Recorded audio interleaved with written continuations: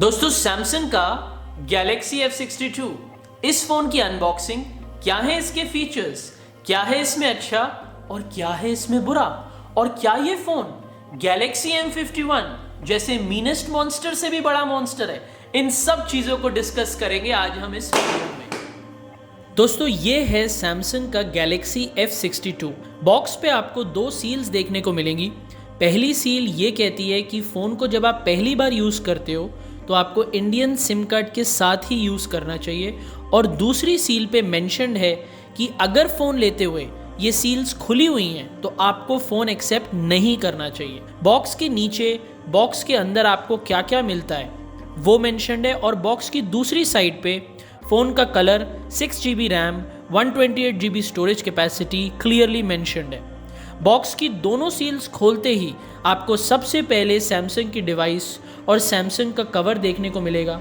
उसके बाद SIM ejection tool, कुछ यूज़र मैनुअल्स वारंटी कार्ड के साथ, और क्विक स्टार्ट गाइड में आपको सबसे अच्छी चीज़ जो लगेगी वो ये देखने को मिलेगी कि सारी एक्सप्लेनेशन गैलेक्सी F62 को आपको कैसे यूज़ करना है पिक्चर्स के फॉर्म में दी हुई है। और उसके बाद आपको 25 वाट का सुपर फास्ट चार्जर देखने को मिलेगा और USB Type-C केबल, और फाइनली आपको लेज़र ग्रीन कलर में सैमसंग गैलेक्सी F62 की डिवाइस देखने को मिलती है। डिवाइस के पीछे की साइड पे आपको दो लेबल स्टिकर्स देखने को मिलेंगे। इन स्टिकर्स को संभाल के रखना वारंटी के लिए और फेंकना मत। फ़ोन के साथ मैंने फ्लिपकार्ट स्मार्ट बायबैक कवर लिया है जो रबर क्वालिटी का बना हुआ है और बहुत ही कंफर्टेबल है, और मैंने हप्शी कंपनी का tempered glass screen guard display की प्रोटेक्शन के लिए लिया है। गैलेक्सी F62 के डिज़ाइन में सैमसंग ने बहुत सारी इंप्रूवमेंट्स करी हैं। आपको लेज़र ग्रेडियंट डिज़ाइन देखने को मिलेगा, और अगर आप बहुत ध्यान से देखोगे तो आपको लेज़र टाइप स्ट्रेट लाइंस देखने को मिलेंगी बैक साइड में। उसके बाद जब आप फ़ोन को स्टार्ट करोगे तो आपको One UI 3.1 का ऑपरेटिंग सिस्टम का इंटरफेस देखने को मिलेगा जो Android 11 पे बेस्ड है, और कुछ एक्स्ट्रा ऐप्स भी लोडेड मिलेंगी फ़ोन के साथ जिनको अगर आप चाहो तो बहुत ईजिली अनइंस्टॉल कर सकते हो। डिस्प्ले देखो दोस्तों इस फोन का 6.7 इंचेस की स्क्रीन, फुल HD प्लस का resolution, super AMOLED plus infinity O का डिस्प्ले, 420 निट्स ब्राइटनेस के साथ, लेकिन 60 हर्ट्ज का रिफ्रेश रेट। 90 हर्ट्ज हो सकता था, 120 हर्ट्ज हो सकता था, लेकिन 24,000 रुपये में डिस्प्ले में इतने सारे अच्छे फीचर्स, तो 60 हर्ट्ज से इतना फर्क पड़ता नहीं है। इस बार सैमसंग ने सच में फ़ोन के डिज़ाइन पे काम किया है। मैं क्यों ऐसा बोल रहा हूँ मैं आपको बताऊंगा, लेकिन सबसे पहले आप डिज़ाइन को देखो। लेज़र ग्रेडियंट जैसा डिज़ाइन दिया है सैमसंग ने इस फ़ोन में, और 3 कलर्स में अवेलेबल है, laser blue, laser grey, laser green. सबसे सुंदर आपको लेज़र ग्रीन कलर दिखेगा, डिफरेंट भी है क्योंकि ब्लैक और ब्लू कलर्स तो आपको फ़ोन्स में बहुत दिखेंगे, लेकिन ग्रीन कलर एक स्पेशल लुक लेके आया है इस फ़ोन पे। और बैक साइड जो है फ़ोन की वो अभी भी प्लास्टिक कवर की है, तो अगर आप नोटिस करोगे आपको फिंगरप्रिंट्स दिखेंगे यहाँ पे, और स्क्रैचेस भी लग सकते हैं। अगर मैं कैमरे की बात करूँ तो कैमरा अब स्क्वायर शेप का हो गया है, और जो फ्लैश है कैमरे की वो कैमरे के बाहर लगा दी है सैमसंग ने। और बैक साइड पे आपको मिरर रिफ्लेक्शन दिखेगी, अगर आप नोटिस करोगे तो आपको मेरा कैमरा दिखेगा, मिरर जैसी लुक आती है बैक कवर पे। अगर आप गैलेक्सी M51 को देखते हो तो आप देखोगे बैक साइड पे आपको कोई डिज़ाइन नहीं देखने को मिलेगा, लेकिन अगर आप F62 को देखोगे तो आप देखोगे कि सैमसंग ने डिज़ाइन पे अच्छी तरीके से इस बार काम किया है। इसलिए मैं आपसे कह रहा था कि इस बार सैमसंग ने सच में फ़ोन के डिज़ाइन पे काम किया है। और आप नोटिस करोगे M51 का जो कैमरा है वो रेक्टेंगल शेप में है, और जो फ्लैश है वो कैमरे के अंदर आती है, रेक्टेंगल शेप के अंदर आती है। और अगर आप साइड से देखोगे तो कैमरा जो है वो बॉडी के बाहर नहीं आ रहा है, कैमरा बॉडी के अंदर है। लेकिन अब अगर आप F62 का कैमरा देखते हो तो स्क्वायर शेप पे है, और जो फ्लैश है वो कैमरे के बाहर के साइड में आ रही है। और अगर आप कैमरा और बॉडी को साइड से देखते हो तो आप नोटिस करोगे कि जो कैमरा है वो बॉडी से थोड़ा सा बाहर में आ रहा है। तो अगर आप फ़ोन को ऐसे रखते हो तो जो कैमरा है वो सरफेस को टच करेगा। ये M51 का सिम कार्ड स्लॉट है, और ये नए F62 का डेडिकेटेड सिम कार्ड स्लॉट है।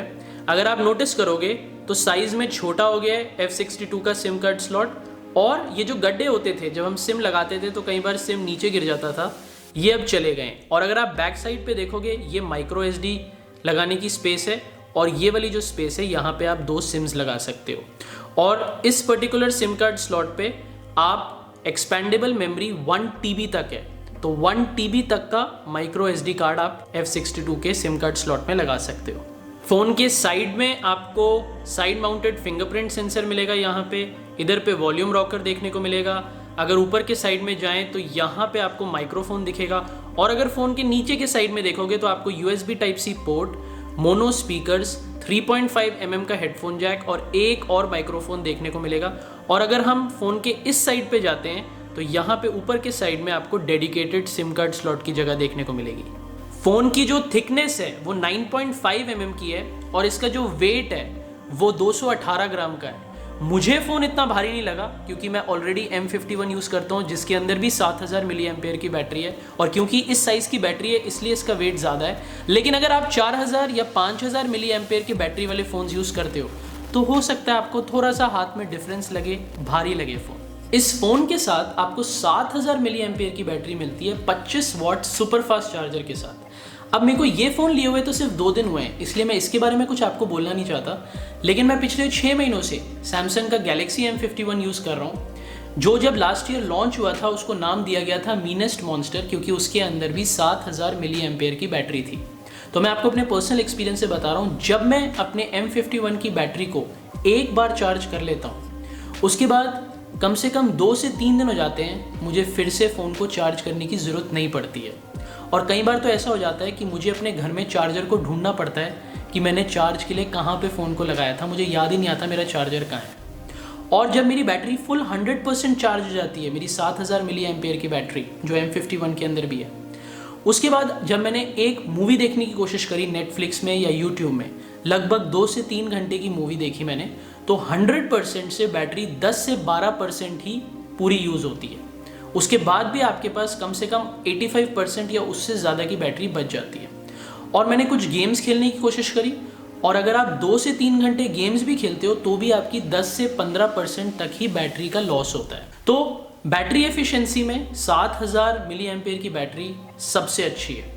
अगर मैं ओनली ड्रॉबैक सोचूं इस बैटरी का, वो ये है कि एक तो ये फ़ोन को भारी कर देती है, लेकिन मुझे इतना भारी नहीं लग रहा अब ये फ़ोन, क्योंकि मैं ऑलरेडी M51 यूज़ कर रहा हूँ जिसके अंदर इस साइज़ की बैटरी है। तो मुझे तो जब मैंने ये फ़ोन उठाया मुझे बड़ा नॉर्मल लगा। तो हो सकता है जो कम साइज़ की बैटरी यूज़ कर रहा हूँ उसको थोड़ा सा भारी लगा।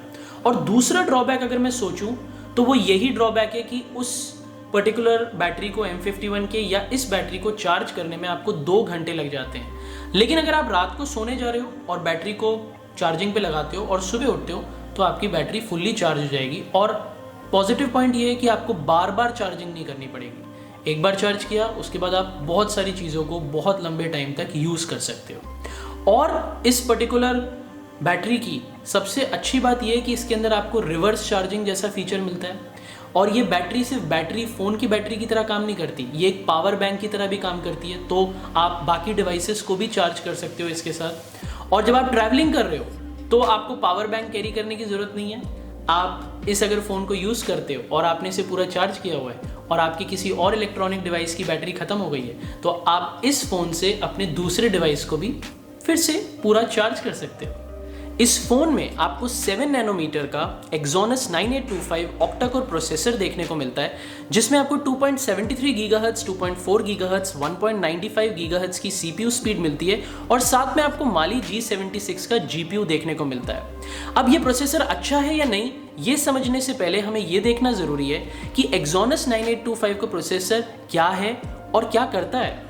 ये जो प्रोसेसर है Exynos 9825 का, ये सैमसंग की जो फ्लैगशिप डिवाइसेस हैं जैसे Samsung Galaxy note 10, note 10 plus, उनमें यूज़ किया गया है। और इस प्रोसेसर की सबसे अच्छी बात यह है कि आपके फ़ोन की परफॉर्मेंस को तो ये बढ़ा ही देता है, और परफॉर्मेंस बढ़ाने के साथ साथ ये आपके फ़ोन की बैटरी को कम यूज़ करता है। इस प्रोसेसर की वजह से अगर F62 में आप गेम्स खेलते हो तो आपको फास्टर लोडिंग स्पीड्स के साथ अच्छी ग्राफिक परफॉर्मेंस देखने को मिलेगी, अच्छा AI एक्सपीरियंस देखने को मिलेगा, अच्छी और फास्टर कनेक्टिविटी मिलेगी और करियर एग्रीगेशन का कोई इशू या प्रॉब्लम देखने को नहीं मिलेगी।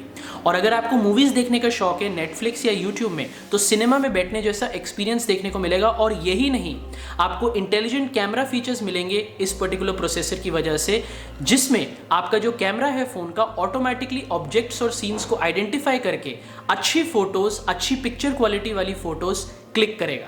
लास्ट ईयर जब सैमसंग ने गैलेक्सी M51 को मार्केट में लॉन्च किया था तो पहली बार हमें एक सैमसंग के फ़ोन में क्वालकॉम का प्रोसेसर देखने को मिला था और हमें बड़ी खुशी हुई थी कि फाइनली सैमसंग ने एक्सोनस के प्रोसेसर्स को कर दिया बाय बाय और हमें आगे सैमसंग के फ़ोन्स में क्वालकॉम के फ्लैगशिप चिपसेट्स देखने को मिलेंगे क्योंकि M51 के अंदर क्वालकॉम स्नैपड्रैगन 730G का प्रोसेसर है। और आपको तो पता ही है कि क्वालकॉम के जो प्रोसेसर्स हैं वो एक्सोनस के प्रोसेसर्स में बहुत मामलों में अच्छे हैं, लेकिन सिर्फ 6 महीने में ही सैमसंग ने गैलेक्सी F62 को लॉन्च कर दिया और वापस से एक्सोनस 9825 का प्रोसेसर डाल दिया इस फ़ोन में। मैंने Geekbench ऐप को M51 और F62 में इंस्टॉल किया और मैंने दोनों के स्कोर्स टेस्ट किए और आपको ये बहुत हैरानी होगी कि गैलेक्सी F62 के मल्टी कोर और सिंगल कोर के जो स्कोर्स हैं वो M51 के मल्टी कोर और सिंगल कोर स्कोर से बहुत ज़्यादा हैं। और इतने कम प्राइस में आपको सैमसंग की फ्लैगशिप डिवाइस का प्रोसेसर मिल रहा है जिससे आपके फ़ोन की परफॉर्मेंस तो फास्ट हो ही रही है और साथ साथ ये वाला जो प्रोसेसर है आपके फ़ोन की बैटरी को भी बचा रहा है। और यही नहीं, आपको इस फ़ोन में 7000 मिली एम्पेयर की बैटरी मिल रही है। तो मेरे ख्याल से मुझे आगे अब कुछ कहने की ज़रूरत ही नहीं है कि ये प्रोसेसर कितना अच्छा रहेगा अगर आप ये फ़ोन लेते हो। इस फ़ोन में आपको One UI 3.1 जो Android 11 पे बेस्ड है ऑपरेटिंग सिस्टम मिलता है। अभी फरवरी में एक सिक्योरिटी पैच अपडेट आया है जिसकी वजह से इस फ़ोन की कैमरा परफॉर्मेंस और स्टेबिलिटी में आपको इंप्रूवमेंट्स देखने को मिलेगी और साथ में आपको सैमसंग नॉक सिक्योरिटी, सैमसंग पे, NFC, Alt Z Live जिसको सिक्योर फोल्डर के नाम से भी जाना जाता है, ये सब फीचर्स आपको इस फ़ोन के ऑपरेटिंग सिस्टम में देखने को मिलते हैं। तो अगर आप एक ऐसा फ़ोन लेना चाहते हो जिसमें आपको प्राइवेसी मिले, आप चाहते हो जो ऐप्स आप अपने फ़ोन में यूज़ करते हो उनकी इन्फॉर्मेशन कोई और ना देख पाए, या फिर आप पूरी दुनिया में कहीं पे भी बहुत ईजिली पेमेंट्स करना चाहते हो, तो ये सारे बेनिफिट्स, ये सारी चीज़ें आपको इस फ़ोन में देखने को मिलेंगी। F62 के बैक साइड पे आपको क्वाड कैमरा सेटअप देखने को मिलता है जिसमें जो प्राइमरी कैमरा है वो 64 मेगापिक्सल का है और उसमें सोनी IMX682 का सेंसर लगा हुआ है। सेकेंडरी कैमरा 12 मेगापिक्सल का और मैक्रो और डेप्थ सेंसर 5-5 मेगापिक्सल के मिलते हैं। बैक साइड पे आप देखोगे फ्लैश भी मिलती है आपको और इन्हीं सब बैक कैमरास के साथ आपको ऑटो फोकस और 10 टाइम्स डिजिटल जूम के फीचर भी मिलता है। अगर मैं फ्रंट सेल्फी कैमरा की बात करूं तो वो इस फोन में आपको 32 मेगापिक्सल का मिलता है और अगर मैं वीडियो रिकॉर्डिंग की बात करूं तो इस फोन से आप 4K 30 फ्रेम्स पर सेकंड की वीडियो रिकॉर्डिंग कर सकते हो और अगर आपको स्लो मोशन वीडियो रिकॉर्डिंग करने का शौक है तो 120, 240, 480 फ्रेम्स पर सेकंड की स्लो मोशन वीडियो रिकॉर्डिंग कर सकते हो HD रेजोल्यूशन के साथ। मैं इस फोन के कैमरे से ली हुई अपनी आपको एक सेल्फी फोटो और सेल्फी वीडियो दिखाऊंगा जिससे आपको एक आइडिया हो जाएगा कि फोन की पिक्चर क्वालिटी और वीडियो क्वालिटी आपको कैसी मिलेगी अगर आप इस फोन के कैमरे को यूज करते हो। बहुत सारी फोटोज और बहुत सारी वीडियोस मैं आपको नहीं दिखाना चाहता क्योंकि फोन का कैमरा तो वैसे ही बहुत स्ट्रांग है और आजकल बहुत सारी फोटो और वीडियो एडिटिंग ऐप्स आ गई हैं जिससे आप फोटोज और वीडियोज का colour, temperature, saturation, dynamic range सब कुछ एडिट कर सकते हो और चाहो तो फोटोज और वीडियोज को भी पूरा कंप्लीटली एडिट कर सकते हो। तो एक सेल्फी वीडियो और एक सेल्फी फोटो देखोगे तो आपको एक आइडिया हो जाएगा कि फोन का कैमरा कैसा है। F62 एक 5G फोन नहीं है, इसके अंदर आपको dual 4G volt, wifi calling, dual band wifi, NFC और ब्लूटूथ 5.0 जैसे कनेक्टिविटी ऑप्शंस मिलते हैं। और मैं आपको एक चीज़ बताना भूल गया, इसके अंदर आपको इन डिस्प्ले फिंगरप्रिंट सेंसर नहीं मिलता लेकिन एक अच्छा साइड माउंटेड फिंगरप्रिंट सेंसर मिलता है। गैलेक्सी F62 इस वक्त पे 2 वेरिएंट्स में अवेलेबल है, 6GB RAM 128GB storage capacity वाला जिसकी कीमत 23,999 रुपये है और 8GB RAM 128GB storage capacity में जिसकी कीमत 25,999 रुपये है। अगर इस फ़ोन पे आपको 2500 रुपये का डिस्काउंट चाहिए तो आप ICICI बैंक के क्रेडिट और डेबिट कार्ड से इस फ़ोन को खरीद सकते हो और अगर आपको 7,200 रुपये का डिस्काउंट चाहिए तो आप फ्लिपकार्ट का स्मार्ट अपग्रेड प्लान यूज़ करके इस फ़ोन को खरीद सकते हो जिससे आप 70% कीमत अभी फ़ोन की दोगे जब आप फ़ोन को लेते हो और बची हुई 30% कीमत 12 महीने के बाद आप फ्लिपकार्ट को पे करोगे। और अगर वो बची हुई कीमत 30% आप पे नहीं करना चाहते 12 महीने के बाद तो आप अपना गैलेक्सी F62 फ्लिपकार्ट को वापस देके एक नया फ़ोन फ्लिपकार्ट से परचेज कर सकते हो। अब क्या चीज़ें इस फ़ोन में अच्छी नहीं है, मैं ये नहीं बोलूँगा कि सैमसंग ने ये फीचर्स नहीं डाले तो आपको गैलेक्सी F62 नहीं खरीदना चाहिए या ये एक अच्छा फ़ोन नहीं है।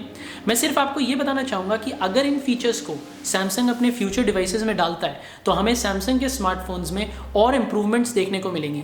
जैसे अगर आप बैक साइड का कवर देखो तो ये अभी भी प्लास्टिक का है, डेफिनेटली इस फ़ोन में सैमसंग ने डिज़ाइन में बहुत इंप्रूवमेंट्स करी हैं और लेज़र ग्रेडियंट डिज़ाइन बहुत ही सुंदर दिख रहा है, लेकिन अभी भी कवर प्लास्टिक का है जिस पे स्क्रैचेस ईजिली लग सकते हैं और फिंगरप्रिंट्स भी बहुत आसानी से दिखते हैं। तो अगर कवर को प्लास्टिक से और अच्छे पर्टिकुलर मटेरियल पे चेंज किया जाता है तो डेफिनेटली ये सैमसंग के स्मार्टफोन्स के लिए एक अच्छी पॉजिटिव इंप्रूवमेंट होगी। उसके बाद अभी भी ये एक 4G डिवाइस है। जितने भी सैमसंग के स्मार्टफोन्स की मार्केट में कंपटीटर्स हैं उन सब ने अपना लेटेस्ट 5G डिवाइस लॉन्च कर दिया है, लेकिन इस बजट प्राइस में अभी भी हमें सैमसंग का 5G डिवाइस देखने को नहीं मिल रहा है। वैसे इंडिया में अभी 5G टेक्नोलॉजी नहीं आई है और आने में टाइम लगेगी, तो इस फीचर को इग्नोर किया जा सकता है, लेकिन मैं फ्यूचर के डिवाइसेस में सैमसंग की फ़ोन्स में भी 5G टेक्नोलॉजी को देखना पसंद करूंगा। उसके बाद अगर मैं डिस्प्ले की बात करूं तो सुपर एमोलेड प्लस का डिस्प्ले मिलता है आपको, लेकिन अभी भी 60 हर्ट्ज का रिफ्रेश रेट है और इन डिस्प्ले फिंगरप्रिंट सेंसर का फीचर आपको देखने को नहीं मिलता है। तो अगर सैमसंग इस फीचर को डाल देता है और 60 हर्ट्ज को 90 हर्ट्ज का रिफ्रेश रेट करता है तो सुपर एमोलेड प्लस डिस्प्ले तो बेस्ट है ही, साथ में ये 2-3 छोटे मोटे फीचर्स अगर हो जाएं तो डिस्प्ले में कोई सैमसंग को हरा ही नहीं पाएगा। और फाइनली अगर मैं इसके स्पीकर्स की बात करूं जो नीचे के साइड में है डिवाइस के, वो अभी भी हमें सिंगल मोनो स्पीकर्स देखने को मिलते हैं, ना ड्यूल स्पीकर्स मिलते हैं ना स्टीरियो स्पीकर्स देखने को मिलते हैं। और आज के टाइम में लोगों को गेम्स खेलने का शौक है, मूवीज़ देखने का शौक है, म्यूज़िक सुनने का शौक है, 3.5 mm का हेडफोन जैक देखने को मिलता है आपको। डेफिनेटली आप ईयरफोन्स लगा सकते हो, हेडफोन्स लगा सकते हो, कनेक्ट कर सकते हो डिवाइस के साथ, लेकिन अगर आप फ़ोन के साथ कोई गाना सुनना चाहते हो तो डेफिनेटली आप स्पीकर्स का यूज़ करते हो। तो अगर आगे हमें स्टीरियो स्पीकर्स या ड्यूल स्पीकर्स देखने को मिले सैमसंग की डिवाइसेस में तो वो डेफिनेटली एक पॉजिटिव इंप्रूवमेंट होगा सैमसंग कंपनी के लिए। मगर क्यों ये फ़ोन अभी भी आपको लेने का सोचना चाहिए? क्योंकि इसके अंदर आपको एक फ्लैगशिप प्रोसेसर का चिपसेट मिलता है एक्सोनस 9825, साथ में आपको 7000 मिली एम्पेयर की बैटरी मिलती है, लेटेस्ट ऑपरेटिंग सिस्टम मिलता है, ज़बरदस्त कैमरा फीचर्स मिलते हैं और सुपर एमोलेड प्लस का डिस्प्ले मिलता है। और ये सारी चीज़ें आपको एक बजट प्राइस सिर्फ 24,000 रुपये में देखने को मिलती हैं। तो बाकी फीचर्स जो मैंने आपको बताए जो सैमसंग ने मिस कर दिया या इम्प्रूव करने चाहिए उन सबको हम इग्नोर कर सकते हैं। और मेरे ख्याल से अगर मैं आपको अपना फाइनल वर्डिक्ट दूँ तो मेरे ख्याल से अगर आप गैलेक्सी F62 को ख़रीदते हो, इस पे पैसा इन्वेस्ट करते हो तो डेफिनेटली आपकी ये एक अच्छी इन्वेस्टमेंट होगी। अब एक चीज़ जो आपके दिमाग को बहुत कंफ्यूज करेगी जब आप गैलेक्सी F62 खरीदने जाते हो कि आपको गैलेक्सी M51 खरीदना चाहिए या आपको गैलेक्सी F62 खरीदना चाहिए, क्योंकि बहुत सारे फीचर्स इन दोनों फ़ोन्स में बहुत ही सेम है। जैसे M51 के अंदर आपको 7000 मिली एम्पेयर की बैटरी मिलती है, F62 में भी मिलती है। M51 के अंदर आपको सुपर एमोलेड डिस्प्ले मिलता है, F62 में भी मिलता है। M51 के अंदर आपको बैक साइड में 64 मेगापिक्सल का primary camera Sony IMX682 sensor के साथ मिलता है, F62 में भी मिलता है। और M51 का प्राइस 1000-2000 रुपए F62 से सस्ता है। तो कौन सा फोन आपको लेना चाहिए? तो डेफिनेटली दोस्तों आपको गैलेक्सी F62 को खरीदना चाहिए, क्योंकि F62 में आपको कुछ ऐसे फीचर्स देखने को मिलेंगे जो M51 में आपको नहीं मिलेंगे।